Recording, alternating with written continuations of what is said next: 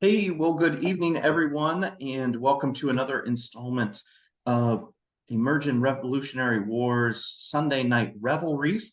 My name is Dan Welch, and I'm a historian and blogger with Emerging Revolutionary War.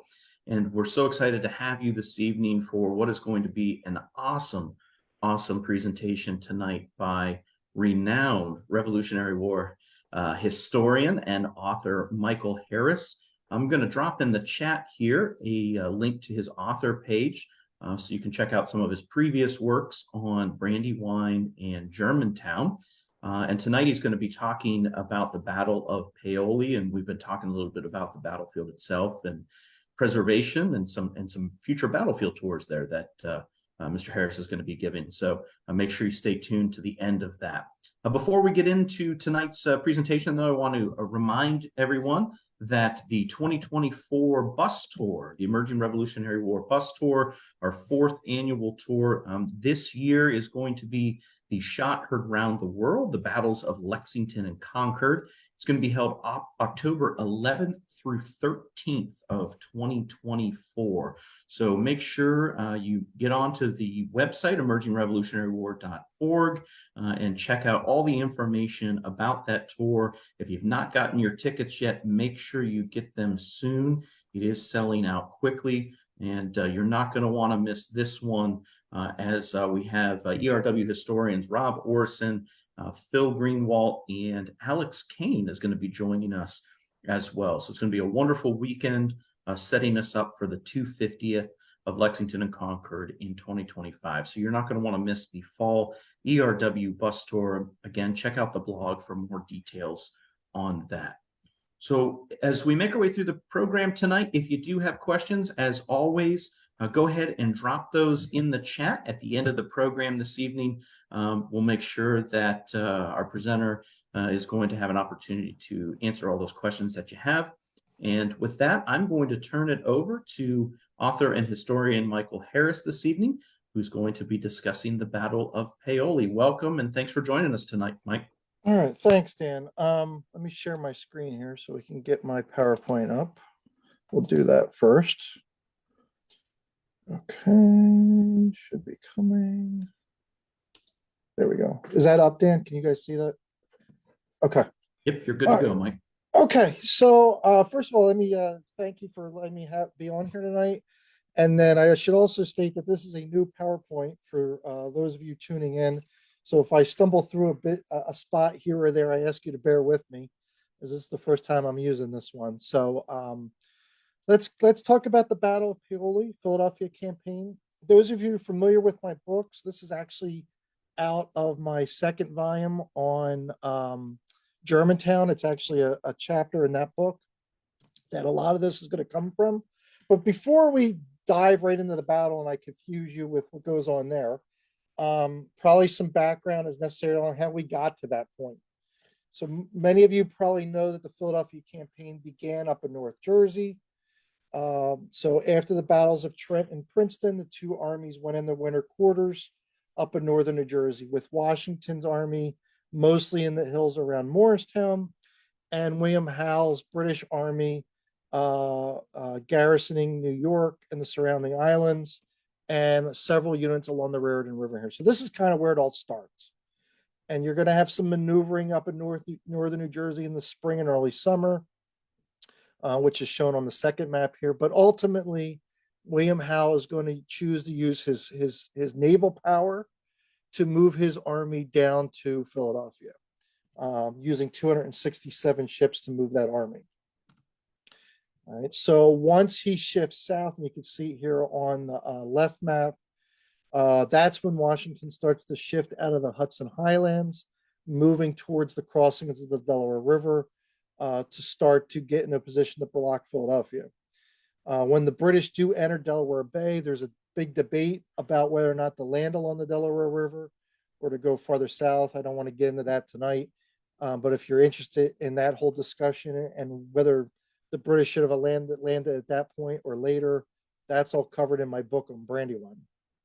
So they're going to go back out to sea, and you can see on the right map here, they go around the Delmarva Peninsula, and on August 25th, they're going to start offloading here along the Elk River. By that point, Washington, who had spent several weeks camped north of Philadelphia, moves his army into the state of Delaware to start to try to block the British approach to Philadelphia. So then you've got some maneuvering through northeastern Maryland, northern Delaware. You've got the largest battle in Delaware history on September 3rd, a place called Couch's Bridge. But ultimately, the two armies are going to parallel each other back across the state line into Pennsylvania, and that sets up the Battle of Brandywine. Here's the Brandywine River, and that is September 11th. Washington loses there, and then this is really where we start to set up what happens at Paoli. So following the loss at Brandywine, that night, Washington retreats to Chester.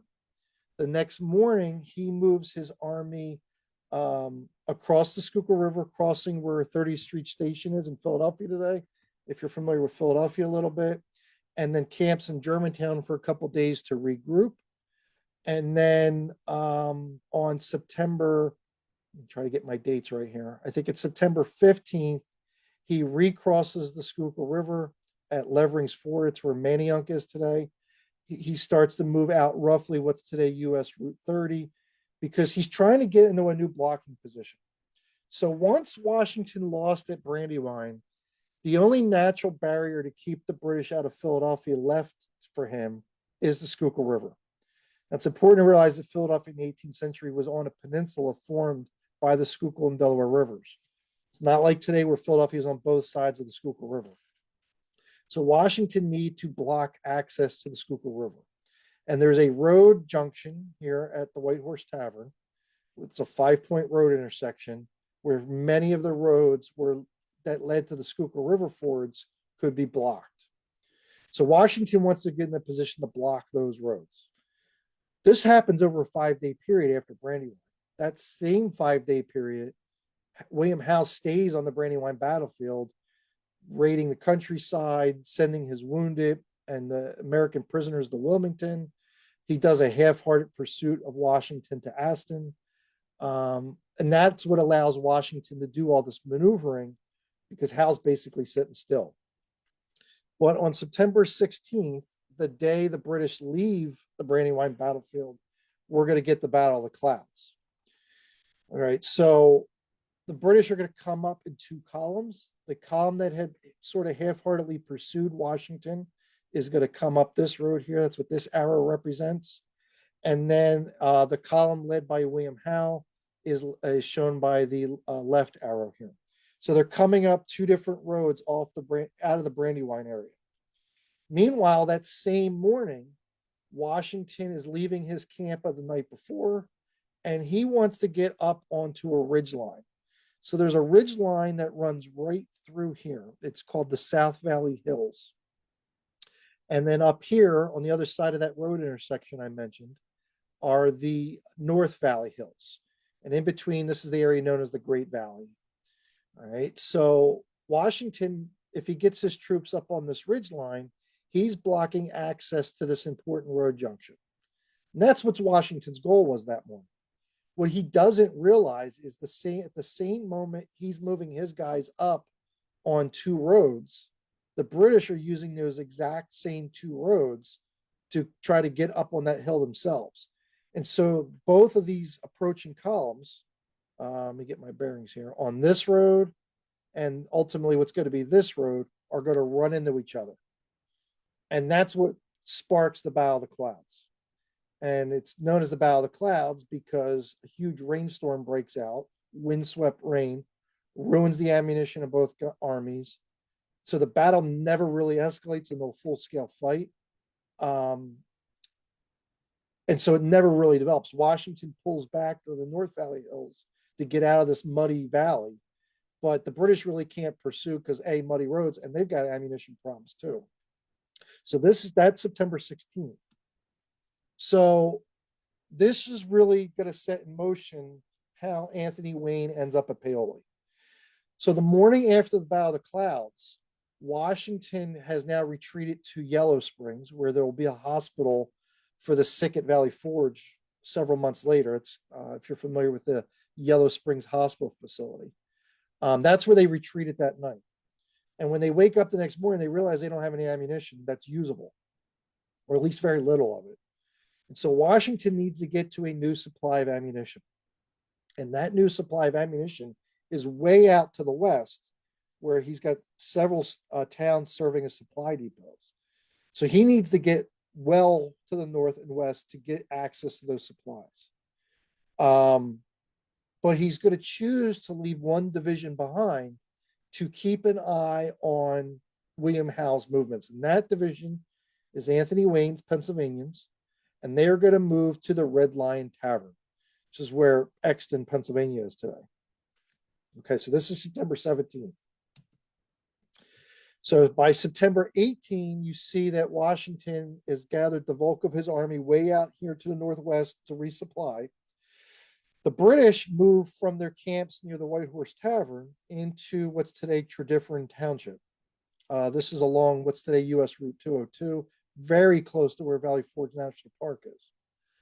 And William Howe catches wind after he makes this move that there's an American supply depot here at Valley Forge. If you're familiar with the park, if you know where Washington's headquarters building is in the park at Valley Forge, there was at the time, there was a sawmill there, there was an iron forge there, hence Valley Forge. There was a warehouse, and there was a ton of supplies stored there. Well, Washington wanted to get those supplies out of there before the British could get them. And so he sends 2 officers and some militia guys and a few dragoons to try to get that stuff out of there. The 2 officers that are sent are Light Horse Harry Lee, who of course goes on to become Robert E. Lee's father, and Alexander Hamilton. But they are going to be way outnumbered. The British send the flying column into here. A skirmish breaks out. Light Horse Harry Lee takes off, hightailing it on his horse down the road this way. Alexander Hamilton jumps onto a barge to ferry across the Schuylkill River. His horse gets shot out from under him. And really, this is not that big a deal, but is the only shots fighting that ever takes place for Valley Forges. And this is September 18th, several months before the actual winter in camp. All right, so 2 things happen on the 19th. So William Howe needs to get across the Schuylkill River. He can't, because that massive rainstorm that would cause problems for the Battle of the Clouds has flooded the Schuylkill River. So Howe has to wait for the river to subside so he can use the fords. So he's just marking time here in Tredyffrin Township. That gives time for Washington, who's now resupplied, to recross the Schuylkill River and to start to move into blocking positions, blocking the fords along the Schuylkill, much the way he tried to do at Brandywine. And by the night of the 19th, they are camped here in the Evansburg area. It's today Montgomery County. That same day, Anthony Wayne moves closer to the rear of Howe's camp, specifically into the area around the Paoli Tavern, roughly where the town of Paoli is today. Now, the ideal here was that Washington was going to set up shop on the north side of the river, and Wayne was supposed to wait for Howe to try to cross the river and attack the rear of his column while they were trying to cross the river. And so basically, they were trying to catch the British in a pincher movement here. But there are a lot of locals and loyalists in this area that were pro-British. And so they are coming in and informing Howe that there are units behind him. They're not sure the size of it or exactly where they're located, but they're informing Howe that he has a problem in his rear. The other thing that's happening is messages are going back and forth between Washington and Wayne, and they are being intercepted by British patrols. So Howe's even more aware that there's something going on in his rear. Okay. So, for example, here's one of the reports that Wayne tries to get to Washington. Wayne's excited. He thinks there's something great's going to happen here. Says there never was nor never will be a finer opportunity of giving the enemy a fatal blow than the present. All right, so that's September 19. All right, he goes on to say, I believe he, meaning Howe, knows nothing of my situation. And as I have taken every precaution to prevent him, I'm sorry, I said that wrong. As I have taken every precaution to prevent any intelligence getting to him. So Wayne thinks Hal has no idea what's going on. But the reality is, Hal knows he's intercepting these messages. All right, now adding to some confusion here. So we've got Wayne camped here at Paoli, and we've got Washington up here on the north side of the Schuylkill. Meanwhile, there are reinforcements heading for Washington's army. Earlier in the campaign, William Smallwood of the Maryland line was sent to Maryland to help raise the Maryland militia. And it was taking forever to get these militiamen together. But he eventually pulls it off, and he's making a slow movement with these Maryland militia to link up with Washington's army. And on the 19th, he arrives in what was known as Milltown in the 18th century.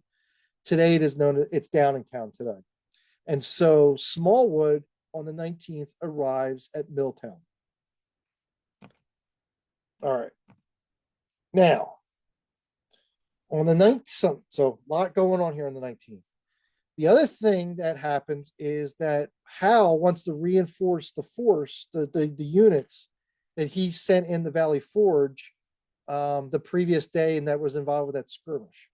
Well, Wayne's scouts pick up on the movement in the British camp, and that units are getting their gear on to march out. And Wayne panics a little bit. He's like, well, maybe they know I'm here. And so he is going to move also, thinking the British are headed for him. He wants to get into a more secure position. So based on that, Wayne pulls away from the Paoli Tavern into some farm fields north of the Warren Tavern, or south of the Warren Tavern. This is in the modern town of Malvern. So what's about to develop as the Battle of Paoli is actually going to take place where Malvern is today. Okay. All right, so Wayne says the ground we lay on was the strongest and best suited for our purpose. It's why he moved. He thought the British were coming for him. Okay. What do we got here? So this is Friedrich von Munchausen. He's the Hessian aide on Hal's staff. And so he writes later on the night of the 19th, in the evening it was reported that General Wayne had been detached by General Washington to make the region behind us insecure. So again, the British are aware of what's going on. Okay. All right. So September 20, Washington moves from the Evansburg area and deploys along a very wide front to watch the fords. He's spread out from Swedes Ford to Gordon's Ford. So if those of you familiar with Pennsylvania, Swedes Ford is modern Norristown. Gordon's Ford is modern Phoenixville. So he is spread out along that stretch of the Schuylkill River. All right. So let's break down. What are we dealing with here? Wayne commands 2 Pennsylvania brigades. Now, he's only in command of this division because the division's actual commander, Benjamin Lincoln, was sent north early in the campaign to help drawing a blank, Horatio Gates at Saratoga. So he's going to end up taking part in the Saratoga campaign, and he's not here commanding his own division. Wayne was a senior brigade commander in the division when Lincoln left. That leaves Wayne in command of the division. The 2 brigades will then be commanded by colonels, Thomas Hartley with 5 regiments and Richard Humpton with another 4 regiments. There's also an artillery company attached to the division, 4 guns, and there's a light dragoon detachment with Wayne. It's roughly 2,200 men in this separate camp. All right, the man that Howe is going to select to go take Wayne's division out is this man. This is Charles Gray. He is going to take with him the 2nd Battalion of British Light Infantry, commanded by Major John Maitland, the 42nd Highlanders, Lieutenant Colonel Sterling, the 44th Regiment of Foot, Ferguson's riflemen.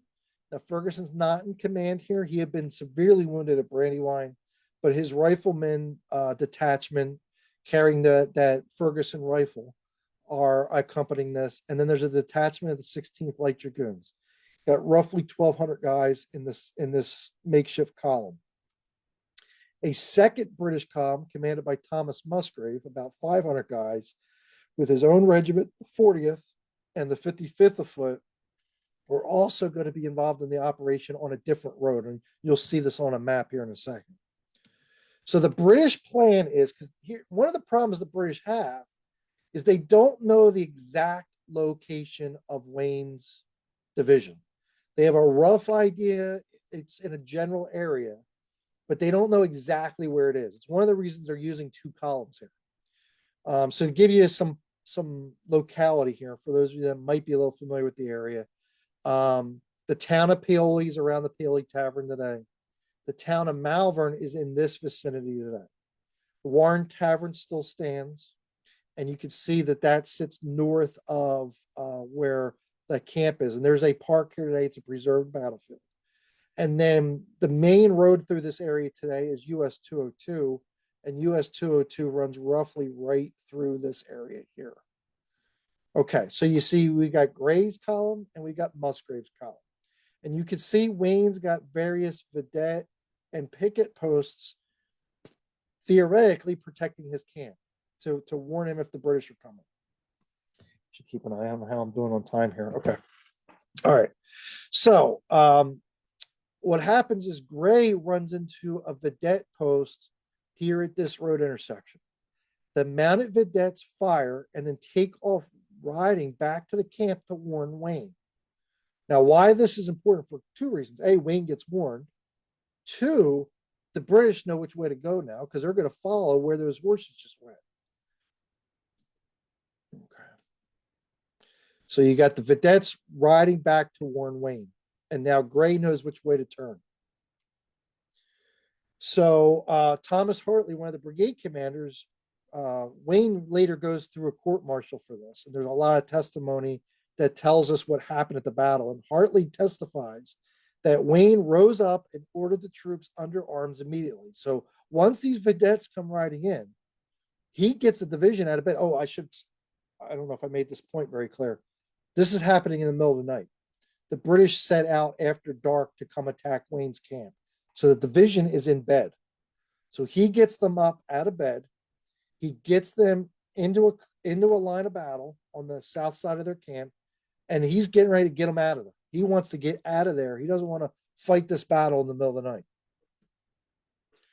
So here's a zoom in now.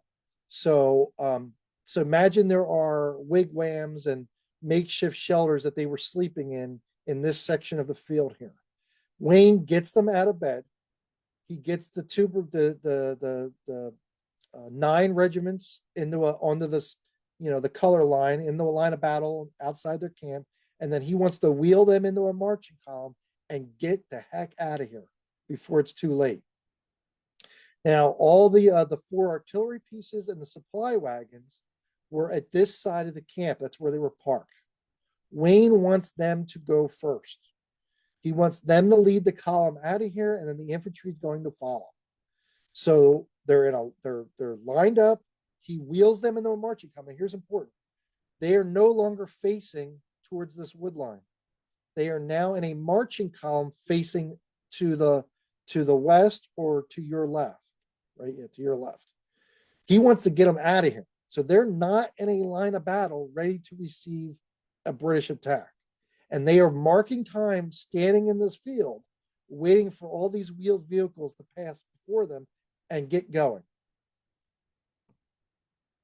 All right, so here it is. They wheel, the artillery passes, and Wayne needs to buy some time. So while he's waiting for the artillery to get moving, the regiment that was on the far right, the 1st Pennsylvania, is detached into these woods to protect the camp and buy extra time because he knows the British are coming. Okay. So there's your wagons and artillery moving. There's the 1st PA moving.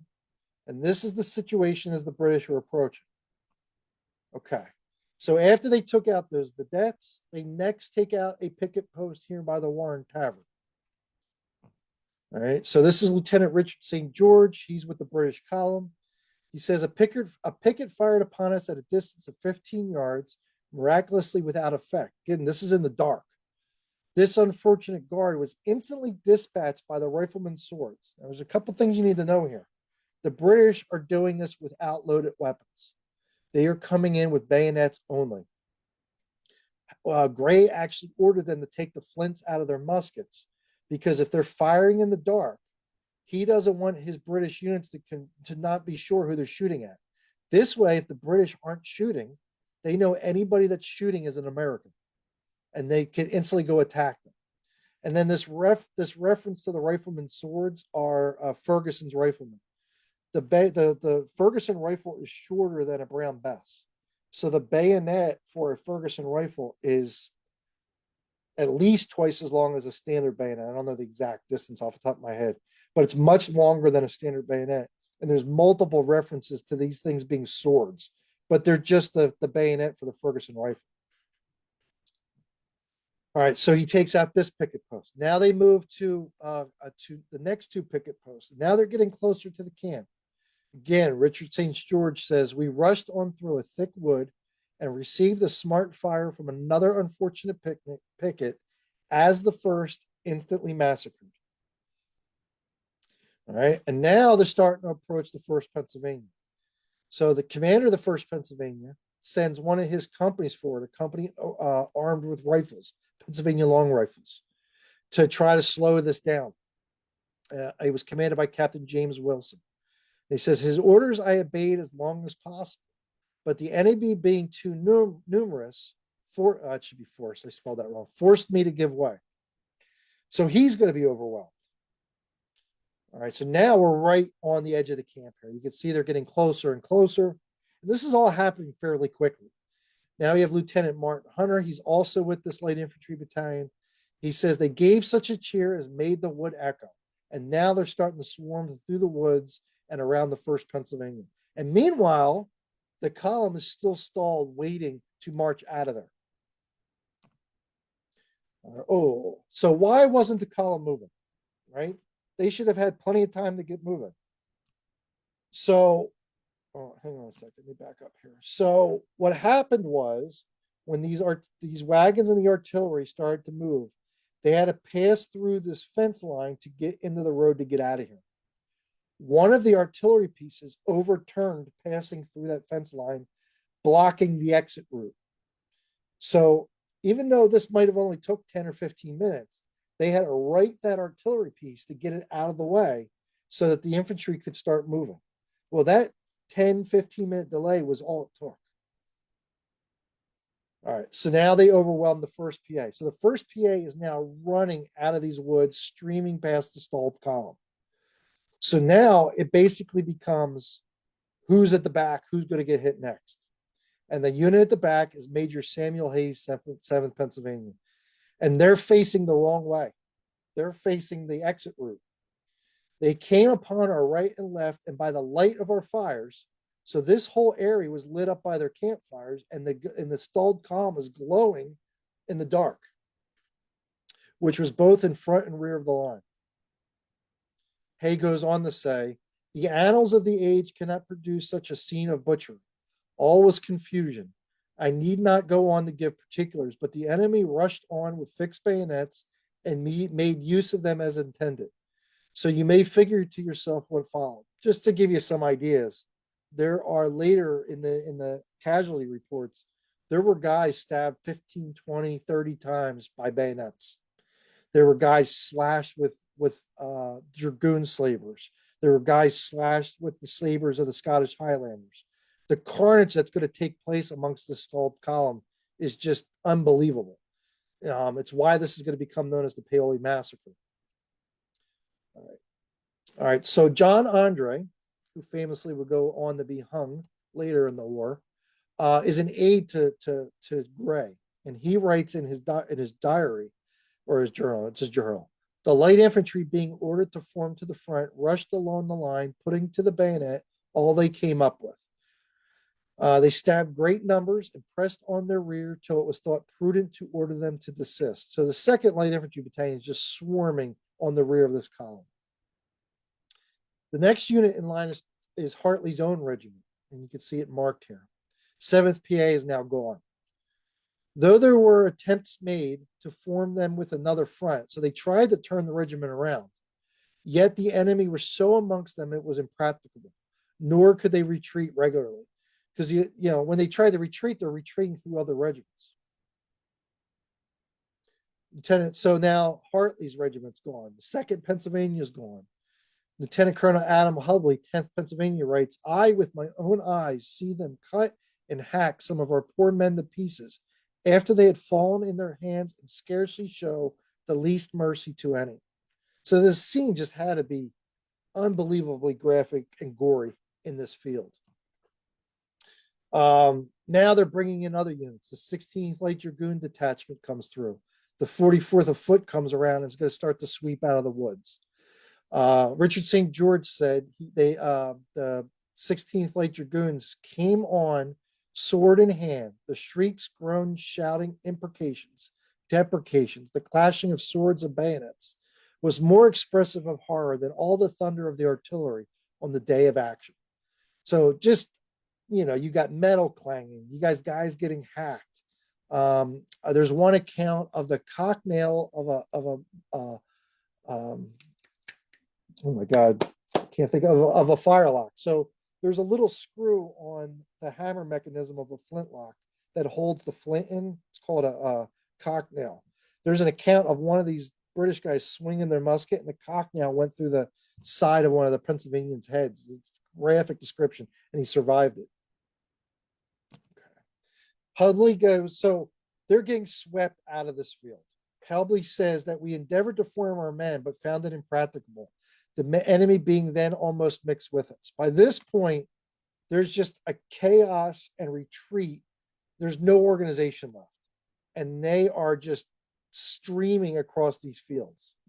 Wayne is going to grab some survivors behind one of the fence lines and try to form up a rear guard. The 4th Pennsylvania, which was somewhat intact, forms over here.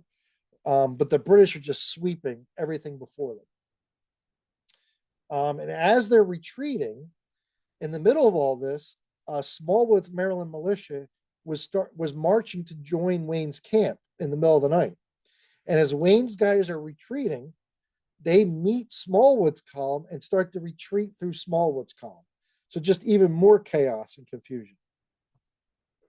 And Smallwood writes to the governor of Maryland, one of our men about the center of the main body was shot dead by some of their stragglers, meaning some of Wayne's men, which threw a great part of our line into great consternation. Many flung down their guns and run off and have not been heard of since. He had over 2,000 Maryland militia the day before this. By the time this chaos is over, half of them run back to Maryland. All right, Smallwood goes on to say, the rear taking us for British light horse, because, Smallwood and his staff are up on horses, fired a volley on us within 15 or 20 foot, wounding several, and killed a light horseman alongside of me. In this confusion, several more would have been killed by our own people had I not flung myself from my horse and called aloud that I should have been glad to have seen them as ready to fire on the enemy as they now seemed on their friends. So Smallwood almost gets killed. Mordecai Gist, his second in command, said, my horse received 2 balls through his neck, but fortunately only fell on his knees and hams. Otherwise, I must have received a bayonet or fallen into their hands. So within seconds, the 2 senior Maryland commanders, Smallwood and Gist, almost got killed. All right, so what were the casualties? So let me back up here. So now Smallwood's remaining militia mix with Wayne's Pennsylvanians and are retreating west out of here in unorganized fashion. All right, and then Gray pretty much stops because his orders were to take out the threat and then return to camp because Howe wants to cross the Schuylkill. Let me check on my timing here. Okay. All right, so the British casualties, not so bad. 3 killed, 9 wounded. Wayne loses 300 casualties, killed, wounded, captured. It's about 13.5% of his command. And this is all over and done with. I mean, I know it takes me a while to explain it, but it's all over and done with in 15, 20 minutes. It's over. That's how fast this happened. All right, so Wayne retreats. He goes all the way back to the Red Lion Tavern, where modern Exton is. Gray is going to head back to the British camp on the same road Musgrave was on. Now, Musgrave, while all this was going on over here, went and visited Waynesboro, Anthony Wayne's home, looking for him. Now, he wasn't there, but Musgrave went there looking for him. But these two will join forces and marched back to the British camp in the early hours of September 21st. So just kind of briefly here, to kind of take you through what this actually ends up meaning now. So with Wayne and Smallwood eliminated as a threat, Howe wants to get across the Schuylkill. So once Gray returns, Howe starts moving the army out of Tredyffrin down along what's today Route 23. He's going to start to spread out between Valley Forge and Phoenixville. Washington panics because if Howe keeps going down this road, he would get to all the American supply depots in the Pennsylvania backcountry. Places like Reading, York, Lancaster. So if Washington stays here to protect Philadelphia, he exposes his supply depots. If he marches west to protect the supply depots, he exposes Philadelphia to capture. And so Washington doesn't really have much of a choice. The supply depots are far more important than Philadelphia. Psychologically, losing Philadelphia is bad. Militarily, not so bad. So he pulls out and he starts moving to the northwest to protect the supply depots. When he does that, that gives Howe the opportunity he needs. After skirmishing briefly out here to convince Washington that he's heading in that direction, he is going to reverse course, come back into where Valley Forge Park is today, and cross at Fatland Ford to get across the Schuylkill because Washington's now gone. This is September 22nd. So you see here, he reverses course, crosses here at Fatland Ford. September 23, Howe camps where Norristown is today. Washington at this point is way up here. You could see where Anthony Wayne is retreated to regroup. Now, a side note, which is going to be something that's in my new book that we're going to be editing soon. Even though Washington pulled away from Philadelphia, there are American detachments and American naval elements still protecting British, preventing British naval access to the city in two forts and in the river itself. So that's what's being represented down here. On the 24th, Wayne crosses the Schuylkill and he's starting to march the link back up with Washington. Also on the 23rd, this is crap. Who was that? Alexander McDougall is a First Brigade of Connecticut troops that'll play a role in the Battle of Germantown. They are marching in to reinforce Washington, coming from the defenses of the Hudson Highlands. That same day, William Howe moves from Norristown to occupy a campsite at Germantown. And then on the 26th, he sends Cornwallis in, and they are going to officially occupy Philadelphia on the 26th, beginning the 9-month occupation of the city. It also coincidentally sets up the Battle of Germantown, which is not the purpose of our talk, but this would also set up the Battle of Germantown. Okay, that's a lot of information. I know you guys probably have some questions, and I think I stuck to my time pretty good there. All right, but got to get my promos out there. If anybody is interested in any of my books, like a signed copy, I'd be more than happy to send you a signed copy. You can contact me direct. The other thing I want to promote before we take your questions, though, is that on May 25th, if you're looking for something to do Memorial Day weekend, that Saturday morning, I'm giving a tour of the Battle of the Clouds, Paoli, and that skirmish site at Valley Forge. And if you'd like to sign up for that or want more details, again, you can contact me direct, and I'll be happy to chat with you about that. Okay, I'm going to drink of water, and we'll take questions. Mike, great job this evening explaining the Battle of Paoli and really providing some context and the events that led up to it. For those of us watching, I've also included a link in the chat that'll take you directly to his Germantown book, which is published and sold through Savas Beatty. And that includes, so we were talking earlier, Mike, I believe, one, if not two chapters on Paoli itself within your Germantown book. So if you want to get a lot more in depth into what Mike spoke about this evening, you're going to want to go ahead and order that book. Yeah, what I just covered is basically the first 3 chapters of the Germantown book. Yeah. All right. Well, let's get into the questions. First question we had this evening is speaking to the preservation of some of the sites that you mentioned tonight. Obviously, the focus of tonight's program was on the Battle of Paoli, but some of the other events and sites leading up to the battle. Can you talk a little bit about what's there today? And obviously, you're given a tour at the end of the month of May, so there's Yeah. definitely got to be something to see. So yeah, obviously Valley Forge is pretty well preserved, and the site of that skirmish is really preserved because it's where Washington's headquarters building is. Paoli, about basically half that what was originally a farm field is preserved. And where the camp specifically was and where the vast majority of the fighting was is a preserved community park. The other half of what was originally open farm field is now ball fields. I think there's little league fields over that way. So even though it's open space, it doesn't really look like a battlefield, that half, but that half's not really where the bulk of the fighting is. The important part is preserved.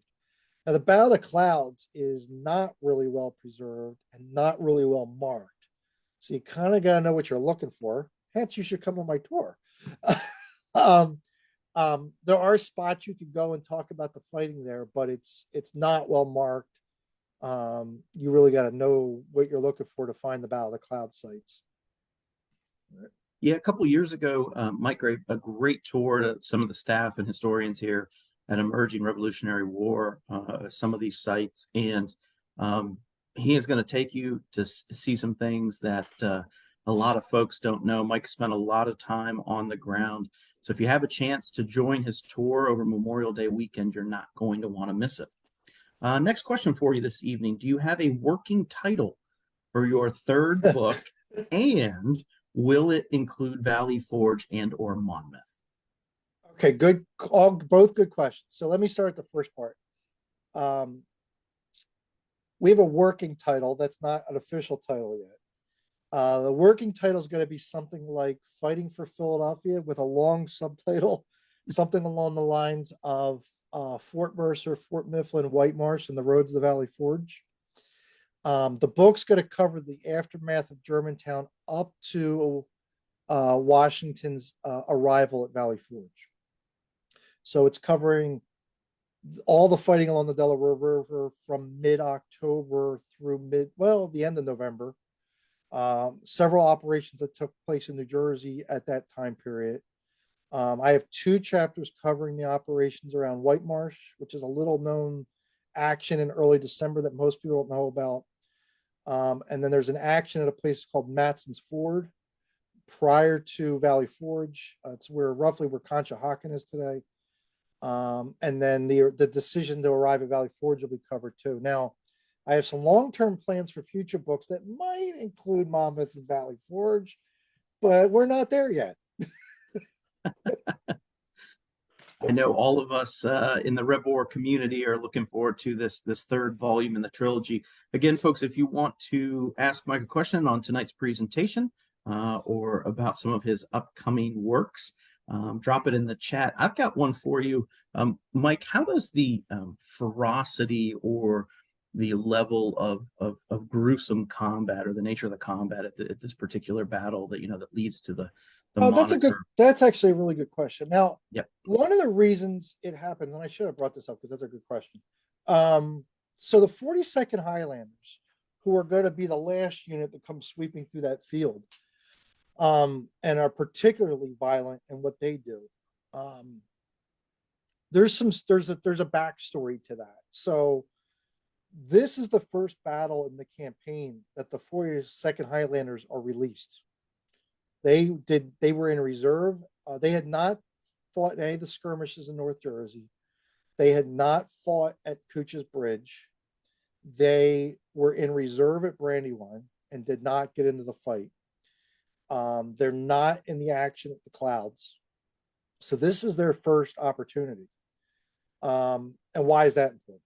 So early in the campaign, or even over the winter, when there was this petite guerre going on in North Jersey, this small guerrilla style warfare going on while Washington was rebuilding his army in those winter and spring months of 77, Anthony Wayne's Pennsylvania guys are kind of on the front lines of this petite guerre, and they're raiding British patrols, and they're killing British foraging parties and not being too nice to them.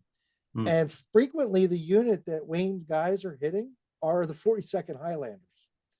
And they hadn't got a chance for payback yet. Hmm. And so, and I do cover that in the book. I should have brought it up because it's a very good point.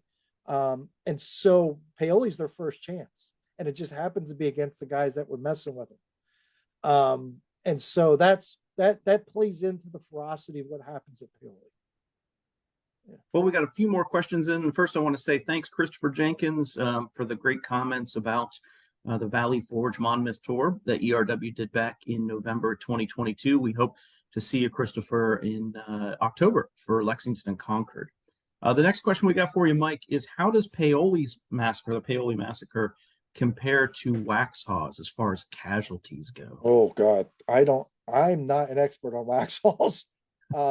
Somebody else might know that better than I would. I'm not as well researched and read on the Southern campaign, so I don't even want to attempt to answer that because I really don't know how to compare because I'm not familiar enough with Waxhaws. I only peripherally understand the Southern campaign. I'm going to be open and honest. So It's somebody that else might be backwater able to, theater. yeah, somebody else might be able to answer that. I don't know enough details about that to answer that. Rob Orison and Mark Malloy might disagree with that backwater theater comment about the No, I didn't Southern say it. theater, but I'm not I said studied that. it But enough to know. I'm not saying it's back because I think it's an important campaign, but I just not studied it enough to be able to answer that.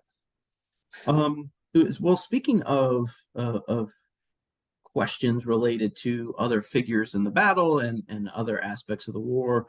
One of the questions we had come in were in regards to communications between Howe and Burgoyne at this point in the Oh, war. okay. That's the first part of that question. And the second part, did any of the Patriots distinguish themselves in this particular battle? Second part's easy. No. No. Now I will say Wayne is going to come under a cloud for this. I mentioned briefly he's court-martialed, but that court-martial will exonerate him because he did do everything right. He tried to get out of it. It just there was some bad luck involved, but there's no distinguishing positives that come out of that. Then the other part of that question is a very good one for the overall campaign and what was happening in 1777. At no point in 1777 does Howe communicate with Burgoyne ever. Now That's a problem. that's a huge problem. Yeah. I mean that's a talk in itself. The simple answer is many of you probably know that Burgoyne went home that winter before all this and had met with the king and had met with Lord Germain, and they had formulated the campaign plan. And many of you probably know that he was going to lead his army south along Lake Champlain to the Hudson, and Howe was supposed to go up the Hudson and meet him. Most of you probably know that. Now, what Howe should have known was that was not a new plan. That was the whole reason they captured New York in 1776, because that was phase one of conquering that Lake Champlain Hudson River corridor. They needed to capture New York City. So 1777 was supposed to be a continuation of that plan. And documents were sent to Howe after the Burgoyne meetings with the king and Germain. So it wasn't a mystery of what was supposed to happen. Now we could have a debate of what Howe did and why he did it, and there's a lot we could talk about all that. But at no point did Howe just inform Burgoyne of what he was doing. He did inform the king, but he did not directly communicate with Burgoyne. When he departed to go get Philadelphia, he didn't tell Burgoyne what was going on. And Burgoyne, throughout the campaign, keeps thinking that Howe's going to meet him somewhere and help him. And that never happens. One last question for you tonight. It's a two-parter, and you've already kind of talked a little bit about the first part of the question was how was Wayne's reputation affected by the battle? But the follow-up question to that is, what does Washington have to say about the battle or Wayne's performance, whether that be openly, privately? No, that's what's fair. Washington's reaction? So, let's start with the Wayne part. So Wayne comes under a cloud. His senior brigade commander, which is Richard Humpton, basically has a freak out moment and goes off. He's the one that initiates the court martial proceedings. And the fact, let me put this way: we don't know Washington's private thoughts. His private letters to Martha don't survive. His diary rarely makes these personal comments. So really, all we have from Washington is official correspondence for the most part. But the fact that he allowed this court martial to proceed kind of tells you he thought there was something wrong here. But Wayne will get what's the word? Exonerated. Now that court martial does not take place until after the Battle of Germantown, because there's a lot of moving parts and a lot of stuff going on. There's no time for that. And Wayne's division performs very well at Germantown. In fact, they get payback against the 2nd Light Infantry Battalion at Germantown. In fact, they go into Germantown chaining Remember Paoli. There's some research out there now that says this is an earlier battle, way earlier battle cry than the Alamo. Because they go into Germantown chaining it. So Wayne redeems himself at Germantown, which may help him get cleared at the court martial. But Washington must have retained confidence in him because he remains in command of a division. And throughout the war, he has independent commands after this. So Washington must not have lost confidence in him. Otherwise, that wouldn't have happened. All right. Well, Mike, I want to thank you once again for an outstanding discussion this evening on the Battle of Paoli. Again, if you want to get in touch with Mike and get some signed copies of any of his works, including his Germantown book, which includes a much more in-depth view of what you heard this evening, feel free to reach out to Mike or Emerging Revolutionary War, and we'll get you in touch with him. Before we let you go this evening, again, if you are interested in the October 2024 bus tour with ERW to Lexington and Concord, make sure you check out Emerging Revolutionary War's blog, as well as our full schedule for our Rev War revelries coming up in 2 weeks. Our next one is Saratoga's Women in War Symposium update with Lauren Roberts. So we'll see you again in 2 weeks on Sunday, April 28th at 7 p.m. Thanks for joining us, everybody, and have a great evening. Well, I thought that was